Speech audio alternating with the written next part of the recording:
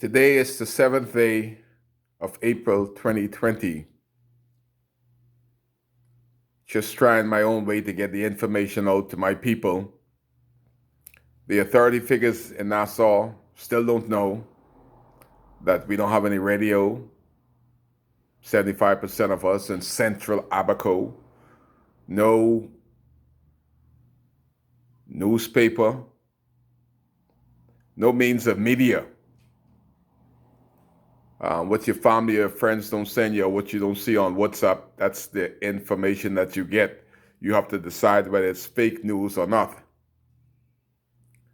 But when I saw Hiram Lewis came out yesterday from under a rock, wherever he was, because the government wasted time opening a ministry for Hiram Lewis, and he's been absent until yesterday. I haven't seen Hiram Lewis once in Abaco since this authority has been established, nor have I heard his voice. But being an Abaconian and knowing what's going on in Abaco and what's not going on in Abaco, to hear a minister that is responsible for the recovery of Abaco and Abaconians would come to the newspaper, didn't come to us. Luckily, we got a clip from the newspaper, and would say that he has stuff in Nassau that he's stockpiling that was sent by the Americans for the recovery of Abaconians, and they're still stockpiled in Nassau, and we have still don't know when we're going to receive them. Boy, this would be a beautiful time to have them in Abaco. And I saw the minister yesterday inviting his constituency to come and collect stuff. Does this mean that all the MPs in Nassau, the F&M ministers, gonna have traders full of stuff for their constituents? My thing I said last night, I got some flack. All my thing is what I hope that these are not the stuff that were earmarked for Abaco and Grand Bahama, because God knows we need it. But it reminds me of what has happened. I'm going to bring you way back to the third week in September. We had about 50 to 60 Jamaicans, Defense Force, Army fellas on the ground in Abaco. I don't know where they come from, how they got there. But it was amazing to see these guys at the airport. They were cutting hair. We had nowhere to get our hair cut. They were cutting hair. These guys were cutting branches. And they were multitasking. The Jamaican Air Force got Simmons equipment. I don't know how they got Simmons, payloader, backhoe. And they're downtown, across from Kentucky Fried Chicken, in the plaza there, clearing the roadway and clearing on the other side of the street. These are the Jamaicans. And then the discussion was they had 150 generators that the Jamaicans were keeping for the Bahamian people that were sent. They're the only ones who were there. I don't know where our defense force was at the time. But lo and behold, our defense force showed up, and they would change switch shift.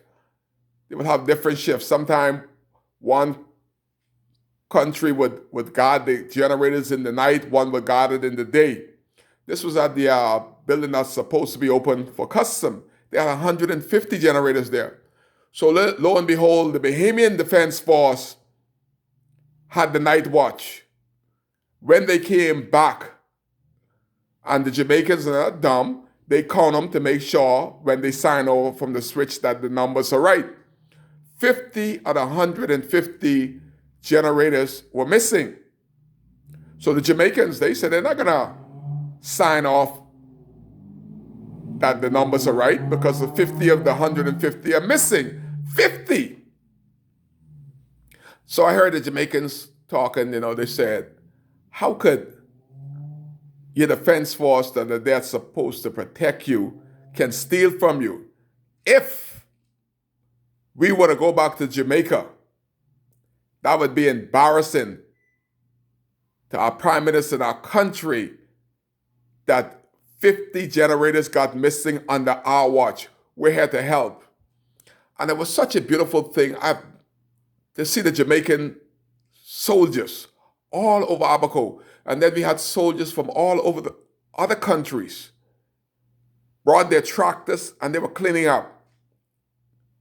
8 months in, I haven't seen my defense force picked up a piece of paper when you had all these foreign peoples back and forth, picking up, bulldozing to try to bring us back to some sense of normalcy. And right today, last week, we have I saw them when I called them, right on the side of the street, did a video, I don't know what happened to the video. We had 40 generators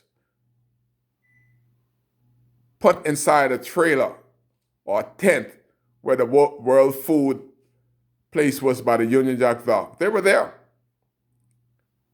And the defense force, as of last week, is still stealing from Abaconians, trying to smuggle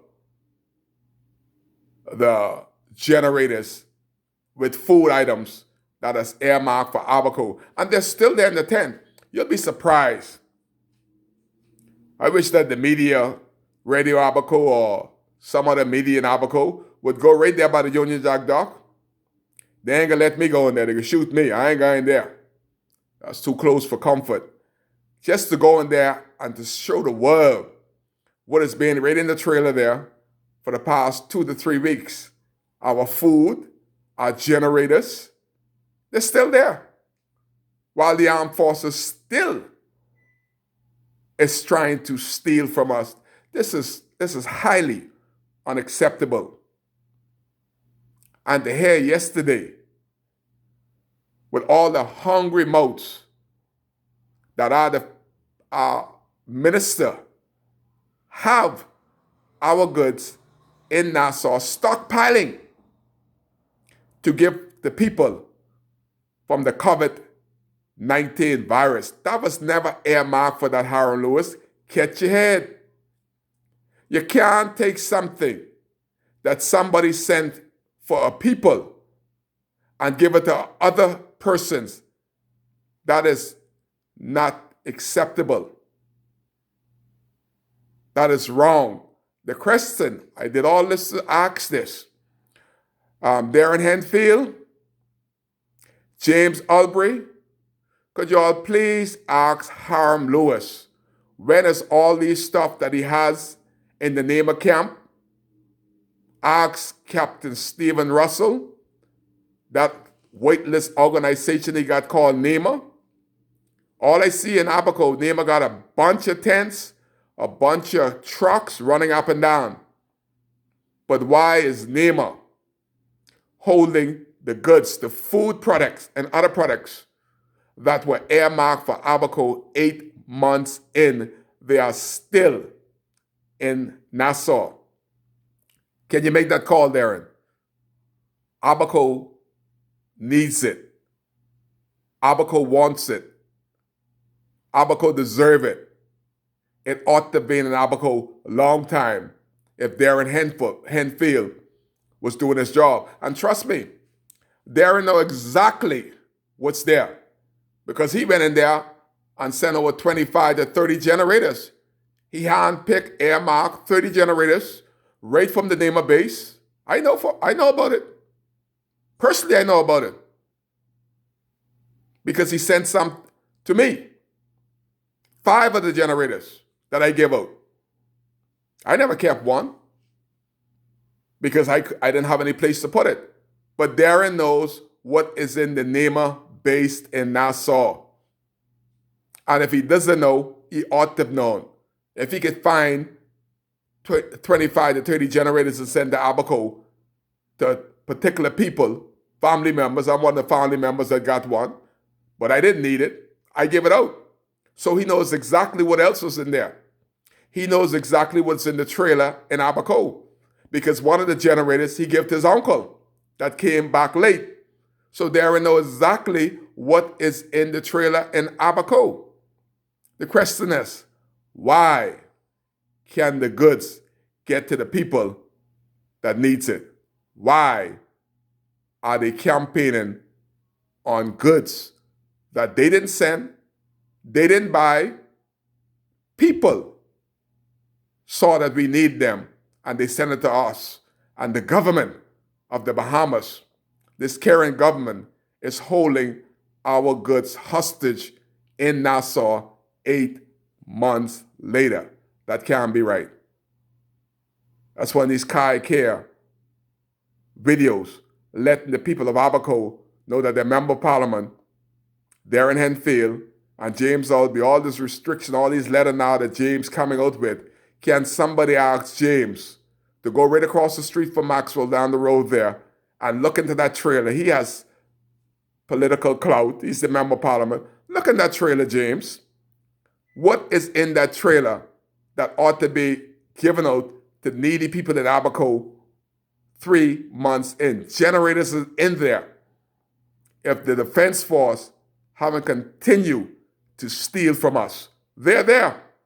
When are they going to get to my people? Kai Care, you're live with Kai on WCAY.